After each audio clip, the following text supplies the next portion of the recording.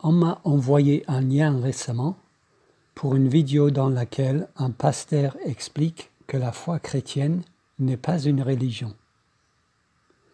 En effet, il y a beaucoup de chrétiens, protestants, évangéliques, qui insistent pour faire la différence entre la foi chrétienne et la religion.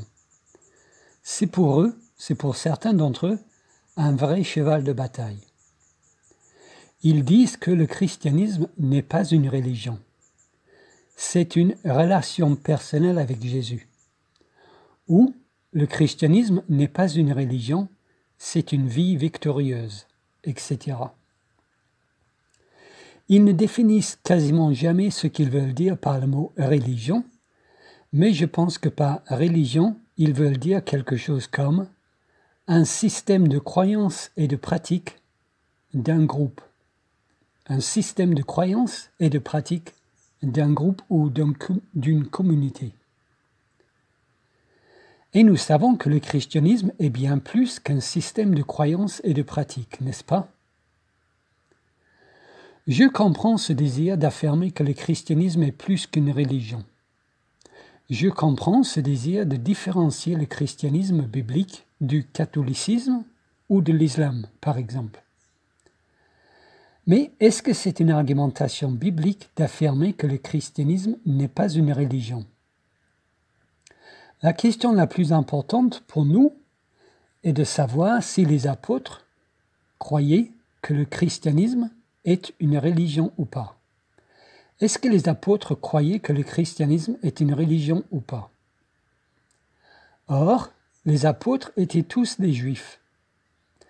Et il est clair qu'ils considéraient le judaïsme comme une religion.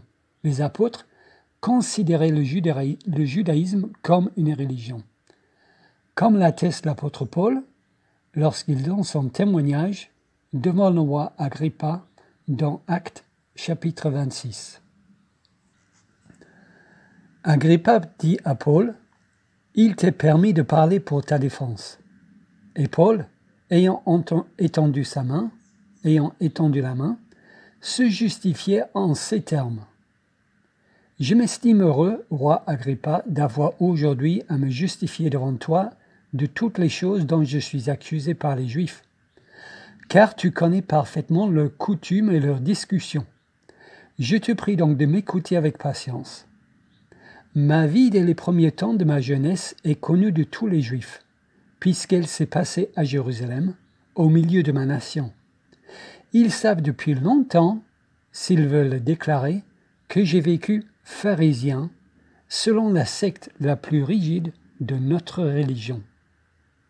Selon la secte la plus rigide de notre religion.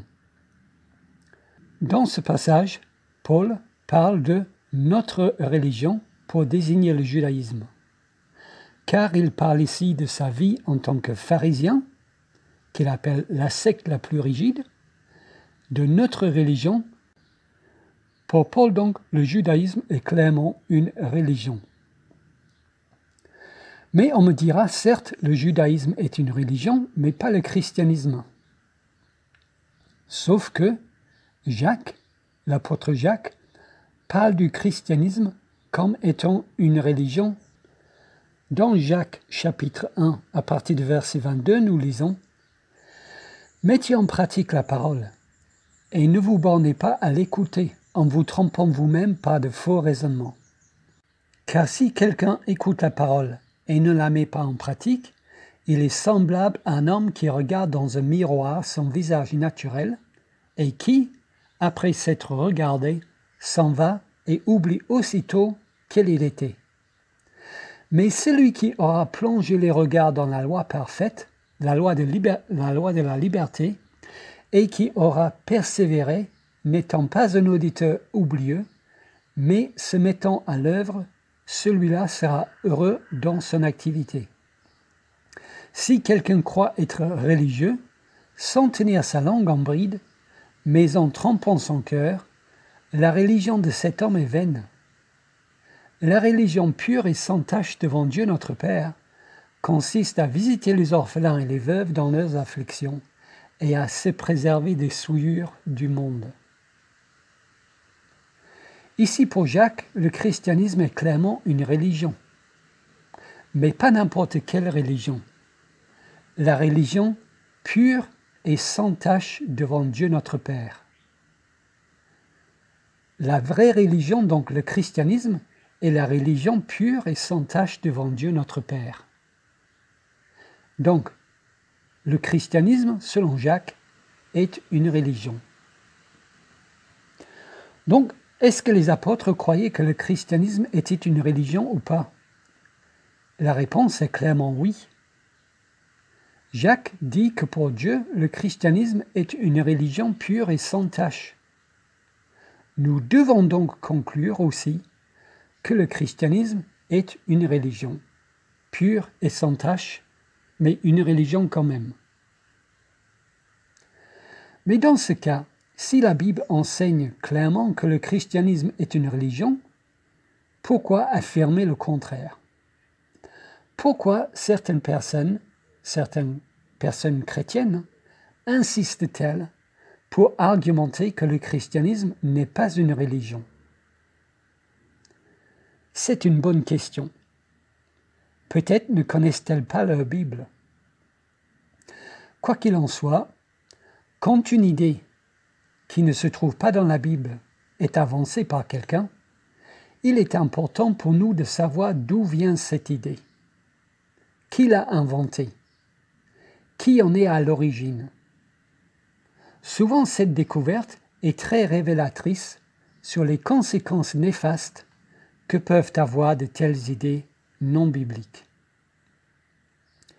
Je ne suis pas philosophe, mais d'après mes recherches, même si on trouve cette idée chez certains mystiques, la première personne à argumenter que le christianisme n'est pas un système de croyance était le théologien et philosophe allemand Friedrich Schleiermacher au XVIIIe siècle.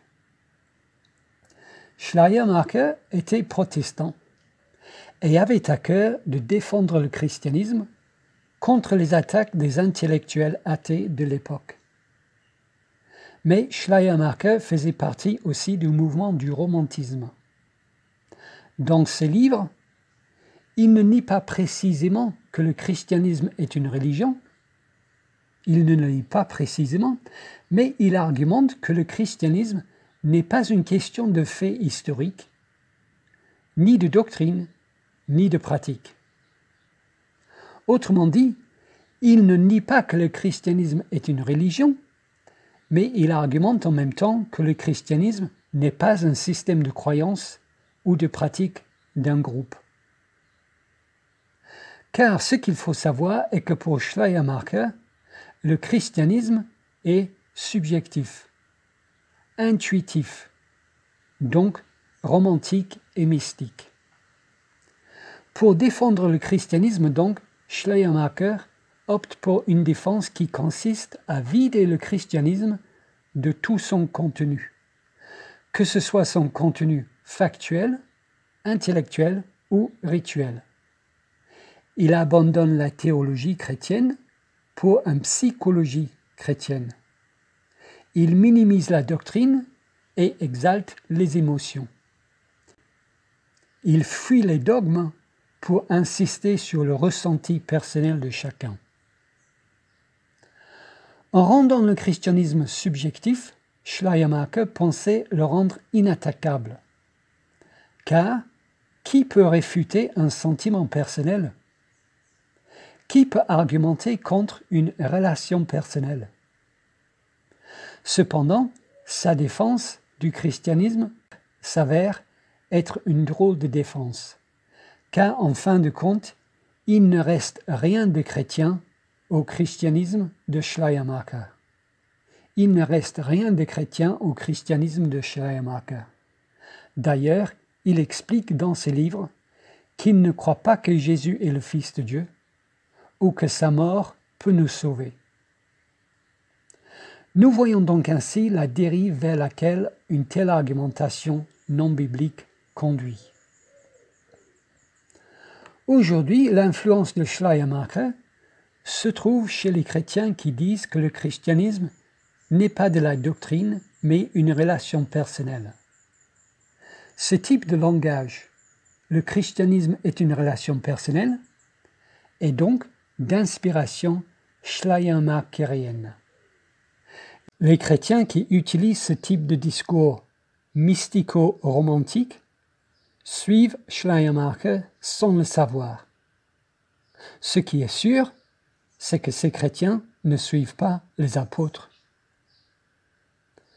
Si on veut différencier le christianisme des autres religions, tout en restant biblique, on pourrait argumenter que le christianisme est la religion par excellence, car c'est l'argumentation biblique de Jacques.